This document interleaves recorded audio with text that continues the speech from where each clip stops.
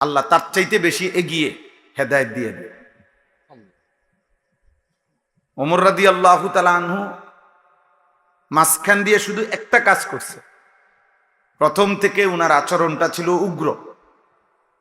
উনি তরবারি হাতে নিয়ে বলছে মক্কার কুরাইশদেরকে যে মোহাম্মদকে আমি এক্ষণ কল্লা নিয়ে আসতেছি, তোমরা কাবাগরের সামনে গিয়ে দাঁড়াও, আমি আসতেছি।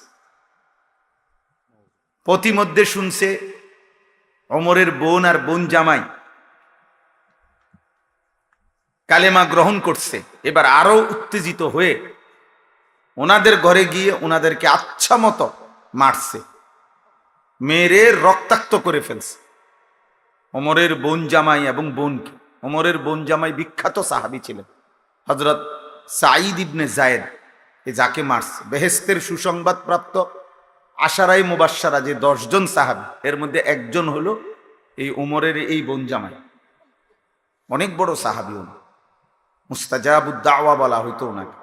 এই সাহাবী ব্যাপারে প্রসিদ্ধ ছিল যে ইনি যা আল্লাহর কাছে চাইতেন আল্লাহ তাই কবুল করতেন। এই উনি এবং ওনার বোনের নাম ছিল ফাতেমা।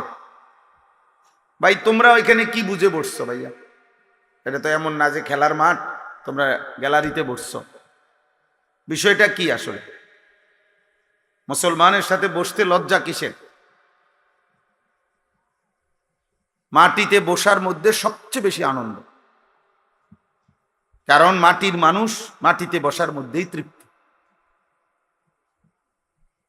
মাটিতে বসার মধ্যেই আমাদের মূল তৃপ্তি, মাটির সাথে সম্পৃক্ততা, এটা আমাদের আসলের সাথে মূলের সাথে সম্পৃক্ততা।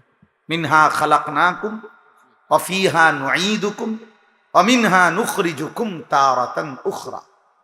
আল্লাহ তাআলা তো এটাই শিখাইছে, এই মাটি থেকেই তোমাদেরকে সৃষ্টি করেছি, এই মাটিতেই আবার তোমাদেরকে কবরে ফিরিয়ে আনব, এই মাটি থেকেই আবার একদিন তোমাদেরকে আমি হাসরের ময়দানে উঠাবো। কাজে তুমি চাইলেও বান্দা মাটির থেকে সম্পর্ক তুমি নিজেকে বিচ্ছিন্ন করতে পারবে। বিল্ডিং তোমার 80 তলা হোক, মাটিতেই ফিরতে হবে। বিল্ডিং তোমার রাজপ্রাসাদ হোক, একদিন তোমাকে কোথায় ফিরতে হবে? মাটিতেই ফিরতে। ওয়া ফিহা নুঈদুকুম, এই মাটিতেই তোমাকে ফেরত নিয়ে আসবে। এজন্য মাটির সাথে সম্পৃক্ততা, এটা তো আমাদের মূলের সাথে সম্পৃক্ত। এই জন্য মাটিতে বসার মধ্যে কোনো লজ্জাও নাই, সংকোচও নাই, এবং কারণ এটাই আমাদের মূল বাস্তবতা। একদিন আমাকে লম্বা সময়ের জন্য এই মাটিতেই শুয়ে থাকতে হবে। আয় কারীম,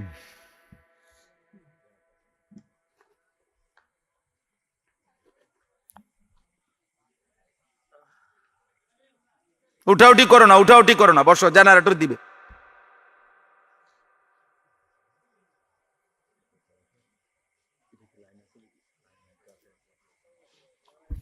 মাশাআল্লাহ। এজন্য তাহলে বলতেছিলাম যে আল্লাহর কথা যদি মনোযোগ, ও ওমরের কথা বলতেছিলাম, তো বোন এবং বোন জামাইকেও এবার আচ্ছা তরে মারছে। কেন? কালেমা গ্রহণ করবে। তাহলে অপরাধের উপরে অপরাধ, পাপের উপরে আরো পাপ। একে তো তরবারি হাতে রওনা দিয়েছে, নবী সাল্লাল্লাহু আলাইহি সাল্লামকে হত্যা করবে, এটা যে কল্পনা করছে এটাও তো কত বড় পাপ, কত বড় গুনাহ। আবার এই কালেমা গ্রহণ করার অপরাধে বোন আর বোন জামাইকে আচ্ছা তরে রক্তাক্ত করে ফেলছে। কিন্তু ওমর একটা কাজ করে ফেলছে, অল্প একটু কাজ। সেটা হলো যখন রাগ থামছে, মারতে মারতে বল ফিরে গেছে, তখন ওমর রাদিয়াল্লাহু তাআলা আনহু ওনার বোনকে, বোন জামাইকে বলছে একটা কথা, যে তোমরা কি পড়তেছিলা সে শোনাও। আমি যখন ঢুকতেছি তখন শুনতেছিলাম তোমরা কি যেন পড়তেছিলা, এগুলা কি পড়তেছিলা ওটা কও। এ আরশ আজিমের মালিক আল্লাহ তাআলা বলে, বান্দা ওমর, এটুকু আগ্রহ দেখাইছো আমার কোরআন শুনবার জন্য, যা হেদায়েত দিয়ে দিলাম।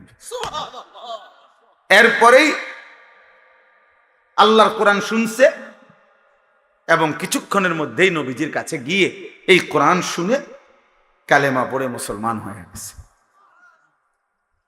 তাহলে একটু আগ্রহ দেখাইছে, ফাঁকি দিয়া এতক্ষণ তো যা করছে সব উল্টা পাল্টাই করতেছিল, কিন্তু এখানে এসে একটু আগ্রহ দেখাইছে যে কি পড়তেছিলি তোরা সেটা শোনা। আল্লাহ তাআলার এটুকুই ভাল লাগছে। তো আল্লাহ তাআলা এইটুকু আগ্রহের বিনিময়ে এত বড় গুনাহ করতে রওনা দিছে, হত্যা করবে নবীকে, নাউজুবিল্লাহ। এত বড় পাপের সংকল্প করে যে রওনা দিছে, এবং এখনো বোন আর বোন জামাইকে এভাবে মারছে, অন্যায় করছে, কিন্তু ওই যে বললাম একটু আগ্রহ দেখাইছে।